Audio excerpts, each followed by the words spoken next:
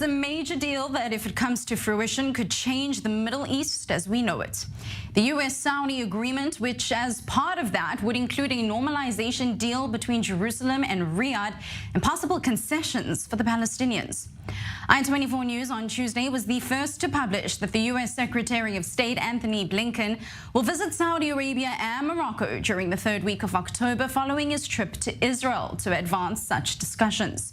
But now, for the first time since the negotiations began some 5 months ago, the Hezbollah Secretary General Hassan Nasrallah is adding his 2 cents, calling the possible deal dangerous and saying that Hezbollah and Lebanon will denounce any country that signs a normalization agreement with the Zionist enemy. Here's more from the head of the Lebanese terror group. Any country that might sign a normalization agreement must be condemned, and its actions must be denounced, because it is a very dangerous step and a stab in the back of the Palestinian people, the Al-Aqsa Mosque, the Christian and Muslim holy sites, and an abandonment of Palestine. Now, to really dive into this and discuss it in more depth, I'm joined here in studio by Ambassador Yoram Ettinger, a former Israeli ambassador and an expert on US-Israel relations and the Middle East.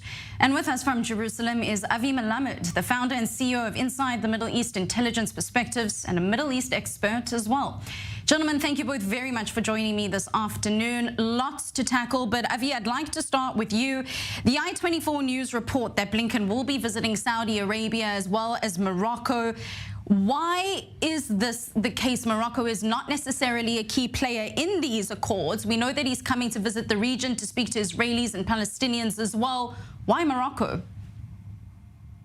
Well, I wouldn't necessarily associate or connect the story of Saudi Arabia with Morocco. Indeed, Morocco is part of the Abraham Accords. And by the way, there are things going on between Morocco and Israel.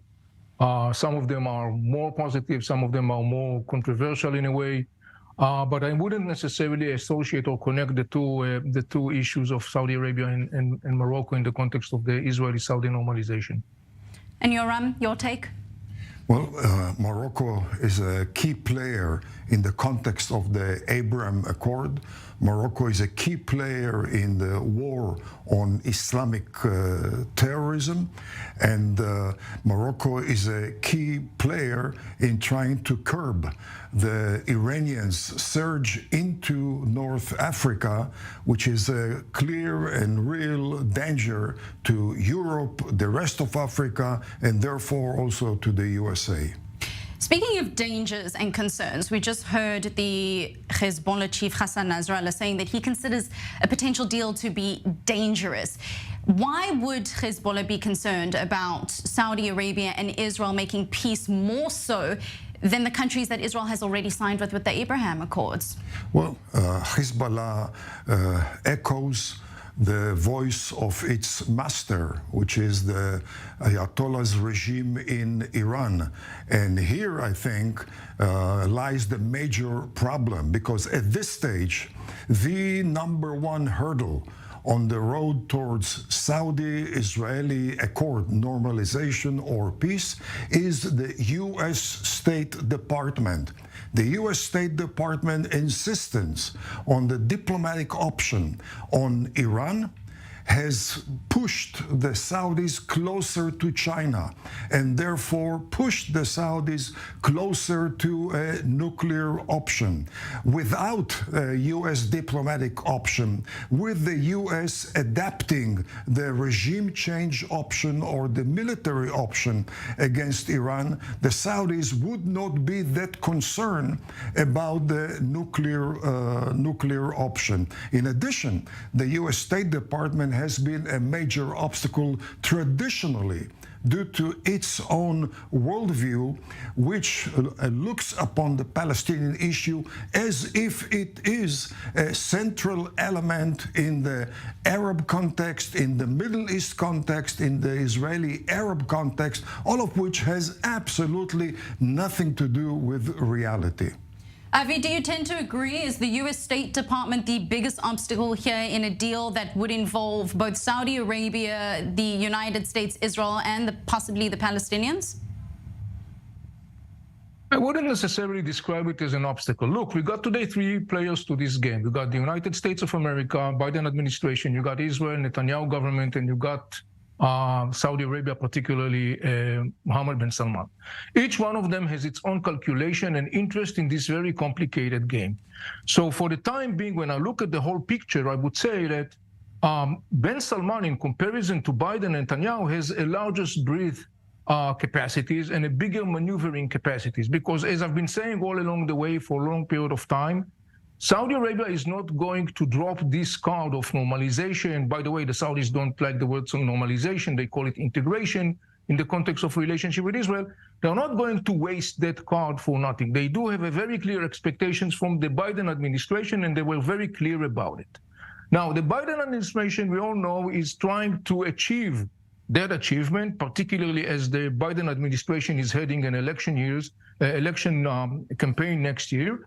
And when we are talking about Netanyahu, we have to understand and remember, of course, that Netanyahu is basically tuned to its own very right-wing extreme government, which obviously will oppose any kind of concessions to the Palestinians. So there are many obstacles that each and every partner of this triangle is facing. And one more thing about the Palestinians. I do agree definitely with former Ambassador Ettinger about the whole issue of the way that the world looks at the story of the Middle East and the Palestinian is basically upside down.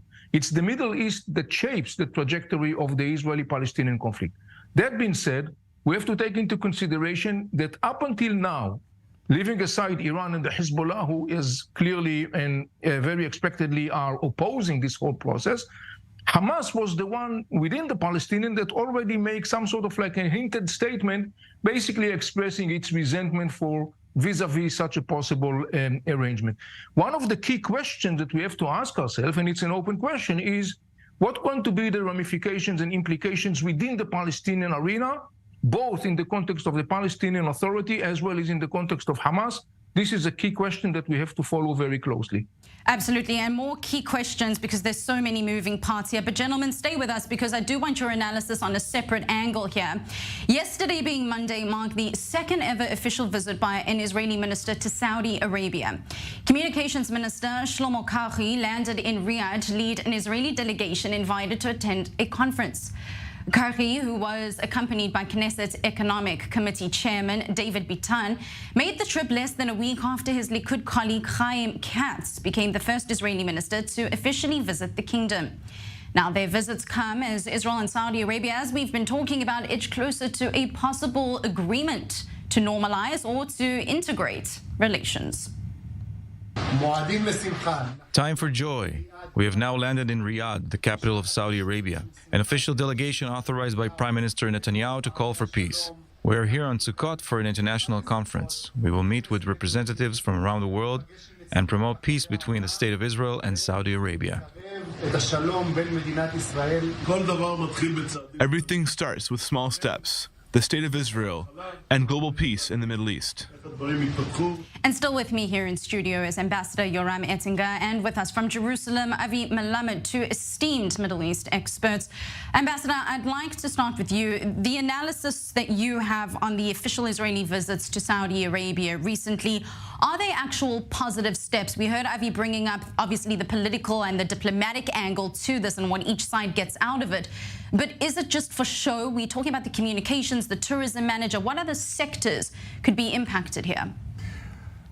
The unprecedented expansion of Saudi-Israeli cooperation militarily and commercially during the last few years underscores the well-documented fact that the Crown Prince, MBS, considers Israel a critical, not just another element, but a critical element in his grand design, the vision of 2030. He views Israel as the most credible ally against the threat of the Ayatollahs and against the threat of the Muslim Brotherhood. He does not trust the USA. He does not trust NATO. He does not trust any of the Arab countries. Israel is the most trusted so-called life insurance agent for the Saudis in the Middle East. Secondly, the Crown Prince is well aware that energy-reliant economy may be wiped out in the next few years due to the advance of science and technology. He wants to diversify the economy, and he considers Israel, especially its technology, to be an ideal partner for Saudi Arabia. So the Saudis don't do any favor to Israel by signing an accord. They're not driven by political reasons. They don't care much about election in the US or election in Israel. They're driven by Saudi interests, which are well served by the unique capabilities of Israel.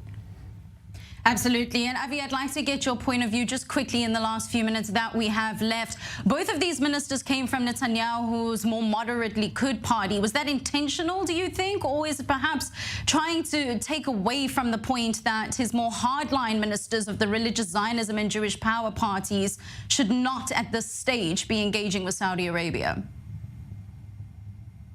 Well, look, this is the less important part of the story. I mean, MBS and the Saudis, the agenda is not dictated by that politician or another politician. They are dictated by long-term strategic interest. And in that context, as Ettinger said, Ambassador Ettinger said, this is indeed, Israel is viewed as a very valuable strategic card for the Saudis. Here is something I think that's important to look when we're looking at MBS in Saudi Arabia in the region at all.